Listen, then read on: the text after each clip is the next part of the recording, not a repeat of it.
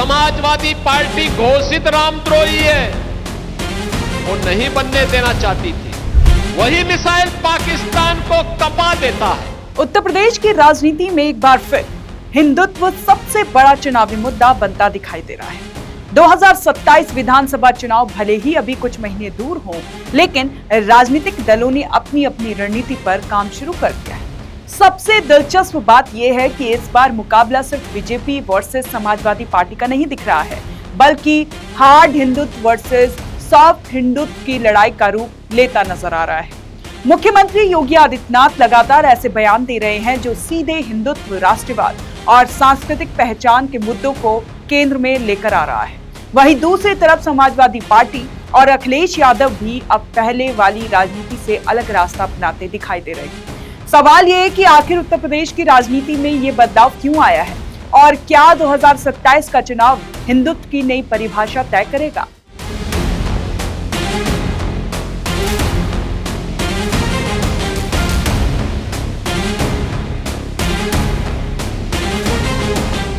पिछले कुछ दिनों में मुख्यमंत्री योगी आदित्यनाथ के भाषणों ने उत्तर प्रदेश की राजनीति में नई बहस छेड़ दी है। गोंडा, कुशीनगर और अन्य जनसभाओं में योगी ने राम मंदिर, गौ संरक्षण, पाकिस्तान, राष्ट्रीय सुरक्षा और हिंदू आस्था से जुड़े मुद्दों को प्रमुखता से उठाया है। कुशीनगर की सभा में उन्होंने समाजवादी पार्टी को सीधे तौर पर रामद्रोही बताया। उन्होंने कहा कि अयोध्या में भव्य राम मंदिर का निर्माण भाजपा सरकार की वजह से संभव हो सका और विपक्षी दल लगातार इसमें बाधा डालते रहे। योगी आदित्यनाथ का ये बयान कोई अचानक आया राजनीतिक हमला नहीं माना जा रहा है। राजनीतिक जानकारों का मानना है कि बीजेपी 2024 लोकसभा चुनाव के अनुभव से सीख लेकर 2027 की रणनीति तैयार कर रही है। लोकसभा चुनाव में भाजपा को उत्तर प्रदेश में अपेक्षित सफलता नहीं मिली थी, कई सीटों पर उसे नुकसान उठाना पड़ा था। इसके बाद पार्टी अब अपने पारंपरिक वोट बैंक को फिर से पूरी ताकत के साथ सक्रिय करने की कोशिश में दिखाई दे रही है। योगी आदित्यनाथ के भाषणों में एक पैटर्न साफ नजर आता है। वह विकास परियोजना का जिक्र जरूर करते हैं, लेकिन साथ ही सांस्कृतिक और धार्मिक मुद्दों को भी बराबर महत्व देते हैं। पूरा देश की भावनाएं जुड़ी थी, लेकिन अयोध्या में राम मंदिर निर्माण के कार्यक्रम को गति तब मिल पाई जब डबल इंजन की भाजपा की सरकार बन पाई। आप याद करो ना, कांग्रेस आजादी के बाद चाहती तो बन सकती थी, कांग्रेस ने नहीं बनने दिया। समाजवादी पार्टी घोषित रामद्रोही है, वो नहीं बनने देना चाहती थी। ये लोग लगातार बाधा पैदा कर रहे थे, लेकिन हम लोगों का संकल्प था, जो राम भक्तों ने उद्घोष किया था कि रामलला हम आएंगे, मंदिर वहीं बनाएंगे। बहनों और भाइयों, आज अयोध्या में भगवान राम का भव्य मंदिर का निर्माण हो गया है। अब कोई भी अयोध्या जाता है, आज से 10 वर्ष पहले गया होगा, आज की अयोध्या को देखेगा, पहचान नहीं पाएगा। क्या परिवर्तन हो गया है, कितना भव्य हो गई है अयोध्या। आधुनिक अयोध्या त्रेता युग का स्मरण कराती है और भगवान राम का आशीर्वाद आपको प्राप्त हो रहा होगा, इसलिए कि भगवान राम की कृपा से आपने कमल का बटन दबाया, भाजपा और सहयोगी दलों के विधायकों को चुनाव जिता करके भेजा। राम मंदिर, काशी विश्वनाथ कॉरिडोर, मथुरा, गौ संरक्षण और सनातन संस्कृति जैसे विषय लगातार उनके भाषणों का हिस्सा बने हुए हैं। बीजेपी का मानना है कि विकास और हिंदुत्व का ये मिश्रण उसे राजनीतिक बढ़त दिला सकता है, लेकिन कहानी का दूसरा पक्ष भी उतना ही दिलचस्प है। एक समय था जब समाजवादी पार्टी पर तुष्टीकरण की राजनीति करने के आरोप लगते थे। बीजेपी अक्सर सपा को मुस्लिम वोट बैंक की राजनीति से तोड़कर हमला करती थी, लेकिन अब तस्वीर बदलती नजर आ रही है।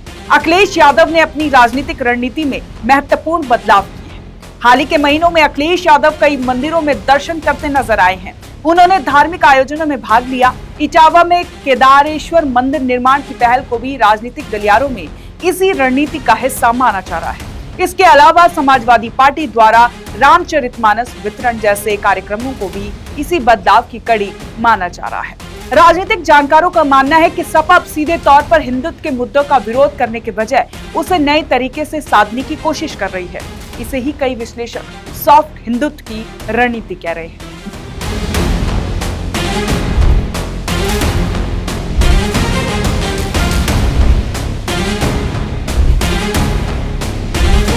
दिलचस्प बात यह है कि समाजवादी पार्टी अब धार्मिक मुद्दे पर अपने नेताओं के बयान को लेकर पहले से कई ज्यादा सतर्क दिखाई देती है। किसी भी विवादित टिप्पणी पर पार्टी नेतृत्व तुरंत सक्रिय हो जाता है। धार्मिक या जाति विवाद पैदा करने वाले बयानों से दूरी बनाने की कोशिश साफ दिखाई देती है। इसका उद्देश्य उन मतदाताओं को साधना माना जा रहा है जो धार्मिक आस्था रखते हैं लेकिन बीजेपी के कट्टर समर्थक नहीं है। अब सवाल ये उठता है कि आखिर यूपी की राजनीति में हिंदुत्व इतना बड़ा मुद्दा क्यों बना हुआ है? इसका जवाब पिछले एक दशक की राजनीति में छिपा है। 2014 के बाद भाजपा ने हिंदुत्व और राष्ट्रवाद को अपनी राजनीतिक पहचान का प्रमुख आधार बनाया। 2017 और 2022 के विधानसभा चुनाव में भी इसका असर देखने को मिला। अयोध्या में राम मंदिर निर्माण, अनुच्छेद 370 हटाना, काशी विश्वनाथ धाम और अन्य बड़े फैसलों ने भाजपा को मजबूत राजनीतिक आधार दिया। दूसरी ओर विपक्षी दलों को भी ये समझ में आ गया कि उत्तर प्रदेश जैसे राज्य में धार्मिक आस्था को पूरी तरह नजरअंदाज करके यूपी सफलता हासिल करना आसान नहीं है। यही कारण है कि अब विपक्ष भी धार्मिक प्रतीकों और सांस्कृतिक मुद्दों से दूरी बनाकर नहीं चल रहा है। हालांकि दोनों दलों के बीच एक बड़ा अंतर अब भी मौजूद है। योगी आदित्यनाथ जहां हिंदुत्व को खुलकर और आक्रामक तरीके से प्रस्तुत करते हैं, वहीं अखिलेश यादव संतुलित नरम रुख अपनाते दिखाई देते हैं। यही वजह है कि राजनीतिक जानकार इसे hard Hindutva versus soft Hindutva की लड़ाई बता रहे हैं। लेकिन 2027 का चुनाव सिर्फ मंदिर और हिंदुत्व तक सीमित नहीं रहेगा।